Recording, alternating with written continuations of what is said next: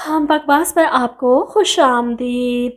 तुम बिन कैसे जिए ड्रामे की अगले किस्त में आप देखेंगे कि ज़ारा अदील की यादों को छोड़कर नहीं जाना चाहती, इसलिए वो अपने माँ बाप के सामने फैसला सुना देती है कि वो अपनी इद्दत यहीं पूरा करेगी और साथ को भी मना कर देती है कि मुझसे मिलने मत आना।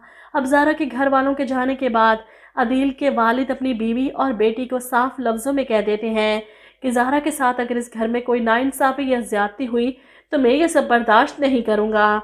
मैंने अपनी गारंटी पर ज़ारा को यहाँ रुकने पर मजबूर किया है और इसके लिए किसी के मुंह से कोई फजूल बात नहीं सुनूंगा।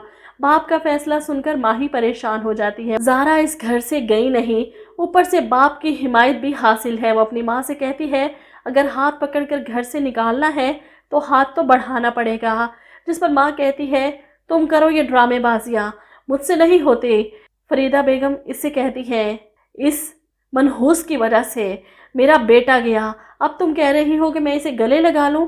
मेरे जीते जी तो ये मुमकिन नहीं।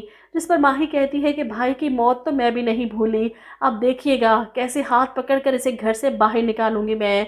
दूसरी तरफ ज़ारा तो अदील की यादों में ही गुम है। इसके साथ गुजरे हुए 15 दिन एक एक लम्हा इसे याद आ रहा है। ऐसे में माही इसके पास आती है, तुमने आज इस घर से ना जाने का फैसला करके मुझे हैरान कर दिया। हम कभी समझ ही नहीं सके तुम्हें कि तुम हमारे भाई से इतनी मोहब्बत करती हो। ज़ारा माही की बात सुनकर हैरान रह जाती है।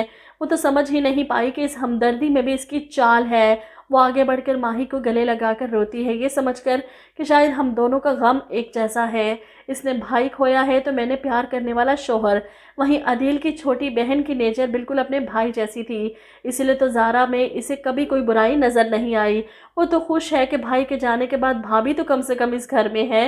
वो ज़ारा के पास आकर अपने दिल का बोझ हल्का करती है कि भाई मुझे बहुत याद आ रहे हैं, आपको देखती हूँ तो ऐसा लगता है कि भाई सामने है, यहीं कहीं आसपास।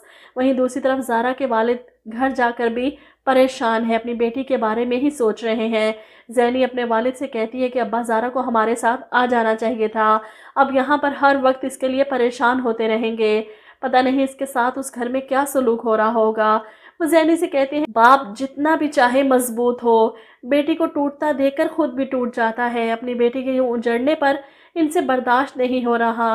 15 दिन पहले कितनी हंसी खुशी अपनी बेटी को इस घर से रुखसत किया था, कभी ये नहीं सोचा था कि इसकी खुशियों की उम्र इतनी कम होगी।